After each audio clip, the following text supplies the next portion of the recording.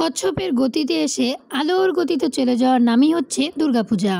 এই 5টা দিন মনে হয় 5 ঘন্টায় কেটে যায়। এই 5টা দিন বাঙালিরা এতই আনন্দে থাকে যে সময়ের স্রোত কোন দিকে যাচ্ছে তা গণনা করতেই ভুলে যায়। যাই হোক, আনন্দের সময় যতই দীর্ঘ হোক তা মানুষের কাছে সব সময়ের জন্যই সংক্ষিপ্তই মনে হয়। দিনটি ছিল নবমীর, আর অষ্টমীর রাতে অনেকক্ষণ জাগার কারণে প্রায় সকাল গড়িয়ে দুপুরে গিয়ে ঘুম ভাঙে। 10টার সময় ঘুম থেকে উঠে স্নান শেষেই মনে পড়ে যে এবার নবমীর অঞ্জলি তিথি অনেক দেরিতে পড়েছে। তাই ভাবলাম অঞ্জলিটা দেওয়াই যাক, আর তারপরে ছুটতে চলে গেলাম আমাদের পাড়ার মন্দিরে।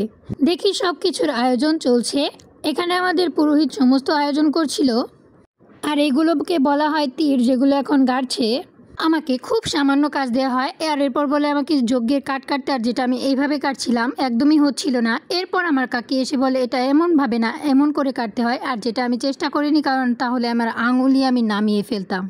এরপর যজ্ঞের সমস্ত আয়োজন চলতে থাকে। প্রথমে বালি বিছিয়ে, এরপর চারপাশে পাটখড়ি দিয়ে, আর মাঝখানে কাঠের স্তূপ করে যজ্ঞের কাঠামো তৈরি করা হয়।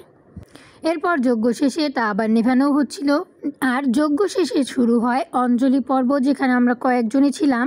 অষ্টমীর অঞ্জলির সময়ের মতো নবমীর দিন কিন্তু এত মানুষ হয় না।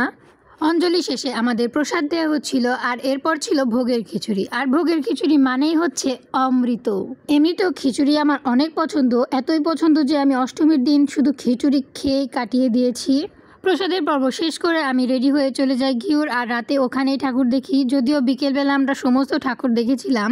সমস্ত সুন্দর প্রতিমার মধ্যে এই সাহাবাড়ির প্রতিমা একটু বেশি সুন্দর হয়েছিল। আর এখানে গণেশ ঠাকুরকে এমনভাবে বানানো হয়েছিল যে দেখে মনেই হচ্ছিল না মাটি দিয়ে বানানো। যে শিল্পী এই প্রতিমাটি বানিয়েছে তার যতই প্রশংসা করা হবে ততই কম পড়ে যাবে। এতটাই সুন্দর লাগছিল এই গণেশ ঠাকুরকে, যেন ডাকলেই কথা বলবে।